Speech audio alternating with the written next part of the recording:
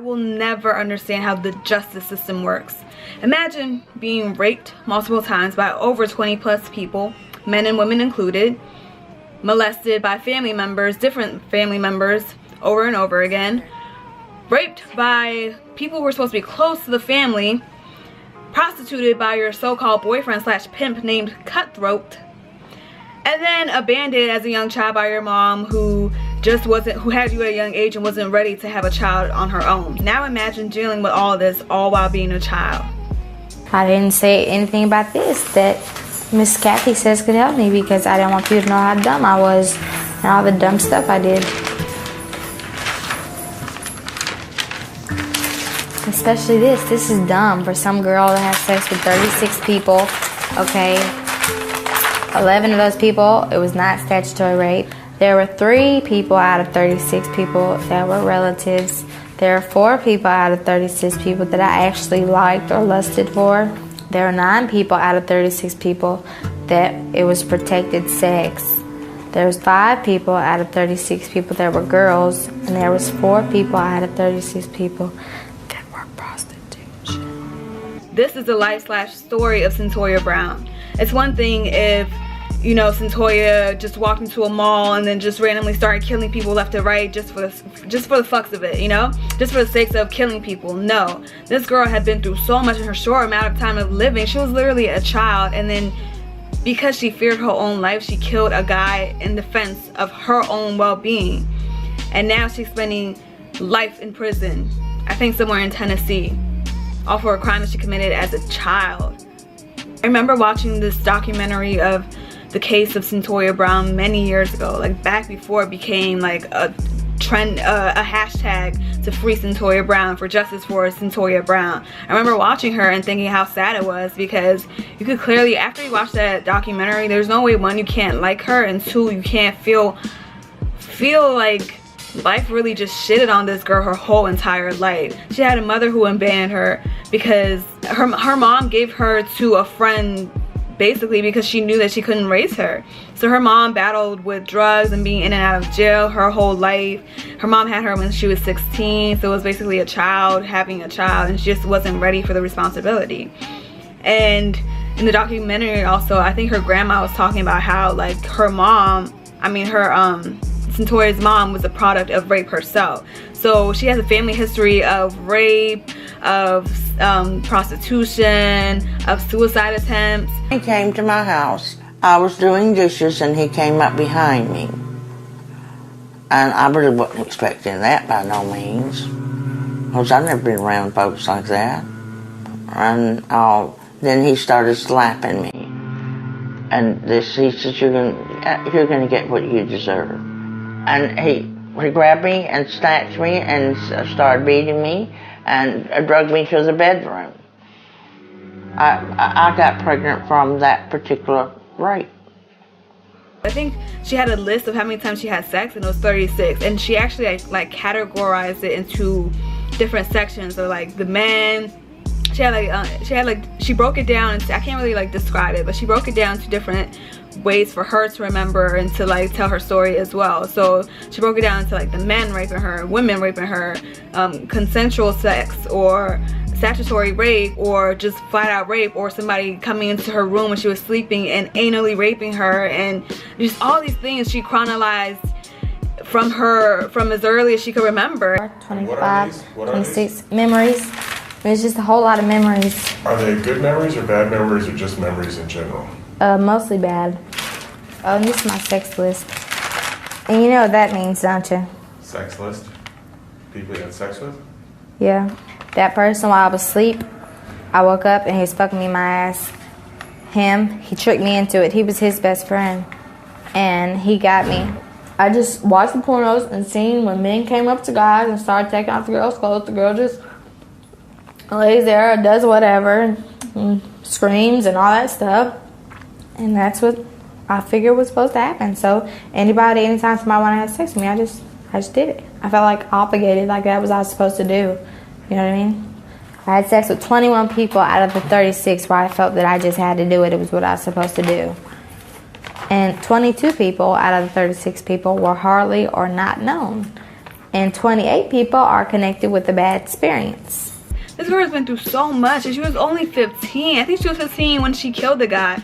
She was either 15 or 16 when she killed the guy, but it was in self-defense. This guy picked her up, and instead of going to a hotel, because her pimp sent her out to go make him money. So she went somewhere where it's like frequented by a lot of prostitutes.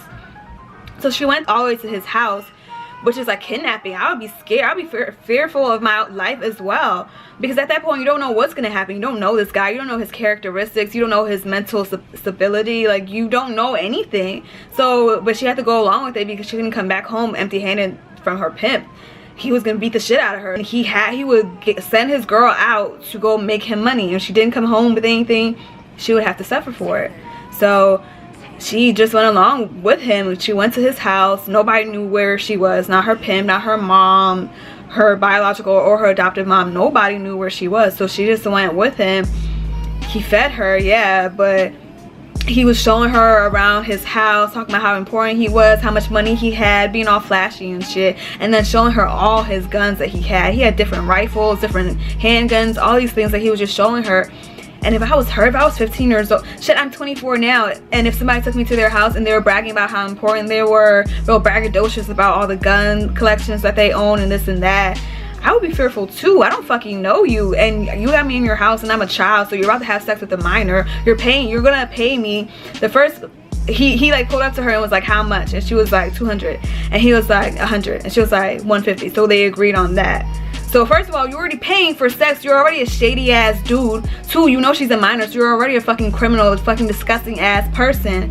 3, now you want to bring her to your house in order to have sex with her and have your way with her, and like nobody knows where she is. Like she's literally at your mercy because nobody knows where she is. Nobody knows where you live. It's not like the pimp followed them back to his house. No. So she was he could have locked her in his fucking basement for all she knew, and she could have been his like sex slave for the rest of her life.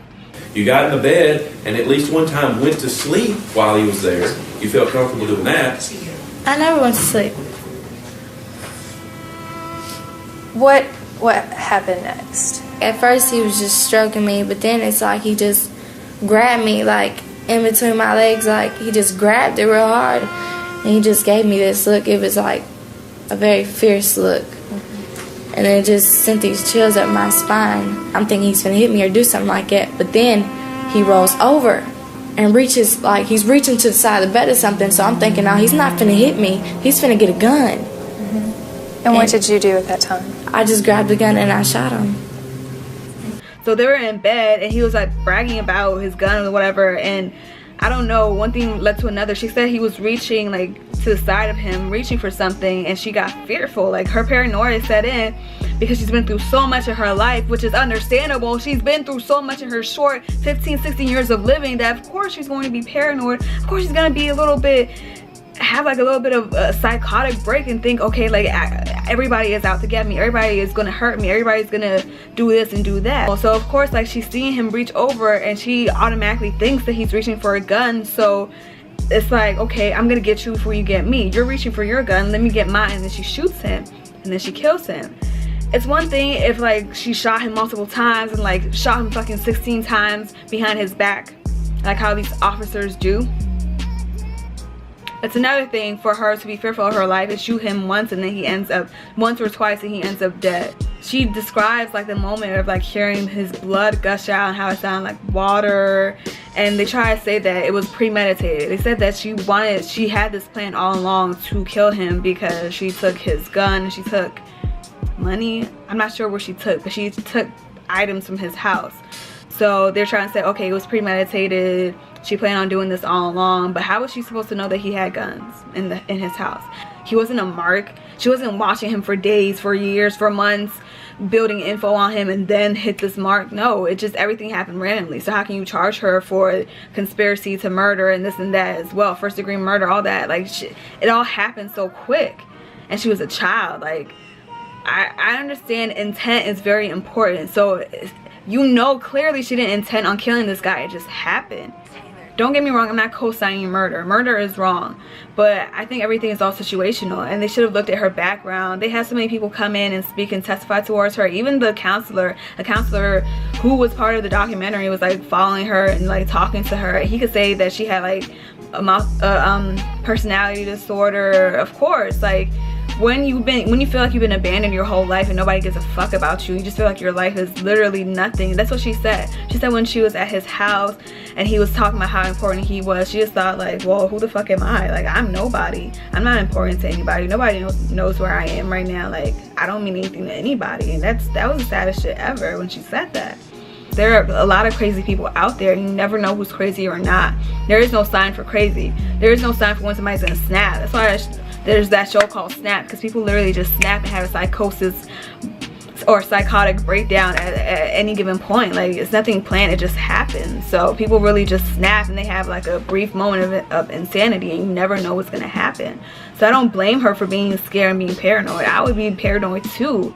She didn't make the best decisions in life, and trouble always followed her, but who does? I'm 24 and I make bad decisions too. The only difference is, like, I know the consequences of my actions. Even when I make stupid ass decisions, make mistakes, like, I know what my consequence is going to be. I do a lot of dumb shit and I know what the outcome is going to be, so I can't be surprised, I can't cry, I can't be mad if shit turns out exactly how I thought it was going to turn out. She never once tried to lie and say that she didn't do it. I believe she turned herself in and she confessed without a lawyer and all that. Like, I feel like the justice system really just failed her in general, or everybody around her really just failed her. You can't really take her background and then not factor it in with your decision. How can you send this poor girl to jail for life based off a decision she made at 15 in distress? It just really doesn't make any sense to me. And I hear Kim Kardashian is trying to hire lawyers, like good lawyers for her to help, you know, get her out of there. And I really pray that everything goes as planned, it works out for her in the end. Because I just remember when I watched this documentary years ago, I was just like, that's really sad. There's obviously nothing I could do about it. I just watch a lot of these types of documentaries, and I just think that shit is sad. Like, it's sad that a lot of people go through a lot of stuff in their lifetime. A lot of people, just from a young age, from their upbringing, from family really plays like a huge factor in how you turn out. And here I am, I feel like I take my family for granted. Like, I take my upbringing for granted. I've been given so much. I come from a 2-family household, and yet I still be making stupid ass decisions as if I was abandoned in my life, or as if I don't know any better, which doesn't make any sense to me. Like, I'm really fucking ungrateful when I think about it, because people come from such a background like that, getting raped left and right, and just being used, your body used and abused, and people just making you feel like you are nothing. Like, literally, you're nothing in life, and you believe it. So you just do anything in order to, one, please people, and two, just like maintain and survive. Like, she was always in survival mode, as you can imagine, you know. So she's been through a lot. Her family just has like a lot of mental issues, and I can't blame her for, I mean, I'm not gonna say I can't blame her for, you know, what happened, but I understand how everything led up to where it led to. So instead of like giving this girl the help that she needs, you just lock her under the jail. Like, how does that rehabilitate her? How does that really help people? What is it with our justice system where instead of trying to help people out and giving them the help that they need, counseling, therapists, all that, we're so easy to just throw them away? How can you just throw away a human's life, a little girl's life, a child's life? How? With no remorse. How can you hear her story, hear her whole background, and then just sit there and still be like, guilty, she's going to jail for life? Like, how? When there's like rapists out here who will literally just get a slap on the wrist and just get sent home. It really makes no sense to me. And like, I don't even want to play the race card, but I think that has a lot to do with it. When you're a black young girl, or when you're just black in general, they look the other way. They turn the other cheek to us, to our problems. They really just don't care. Like, when you have color, when you have melanin in your skin, your life doesn't matter as much as your white counterpart. It really doesn't. There's so many Caucasians that I've seen go to like commit really heinous crimes, and they just literally get slapped on the wrist every single time. Because now it's like a lot of media coverage about it. I really pray that we put pressure on them to release this girl and get her the actual help that she needs and help her rebuild her life. She's a very smart girl. Like, just hearing her talk, her vocabulary, her demeanor, I don't know if she reads a lot, but she sounds like she sounds very educated. She sounds like somebody who actually knows what they're talking about, you know? Like, she's very clear and concise. So there's no way that you can just like throw her to the side and then think she's just gonna sit back and like let you just treat her like shit. No, she's fighting her case, and I really hope everything works out in the end. It's really sad to think that there's a lot of other Cyntoia Browns out there. Somewhere right now, as we speak, as I'm recording this, as I'm speaking to you guys, there's another child that's being raped. There's another child that's being molested. There's another child that's being trafficked. You know, like, these type of things happen all the time, and it's so disgusting. How do you as a grown-ass man find a child attractive? How do you pay for sex from a minor, or from anybody in general, but especially from a minor? You don't have kids? Like, I don't understand. Like, and then how you send somebody to jail who's been through so much in their life, who clearly like is crying out for help and needs help. How do you send them to jail for that when you know it was in distress? You know she didn't do it on purpose. You know she didn't go in there with the intent to kill this guy. Like, come on, you know that. How did she know she was going to? She's not a fucking mind reader. She didn't know. It's not fucking That's So Ravish. How was she supposed to see into the future and know that this guy was going to take her to, this random guy was going to take her to his house, and then she was going to have to kill him? How would she know all that? Like, come on, dog. Like, give this girl justice. Like, that's crazy. The saddest part about it is Cutthroat, you know, her pimp, is probably out there right now living his life like it's golden, enjoying being free, and just whoring out other girls and pimping out other girls, and they're ending up in the same situation Cyntoia is in. Just, they don't have coverage for it. They don't have, it's not a news coverage like Cyntoia's story is, but Cutthroat's out there eating and living off these girls and forcing them into prostitution, trafficking them for money or drugs or whatever else he can get. Like, that's the saddest part about this shit. Like, but Cyntoia has to spend the rest of her life in jail.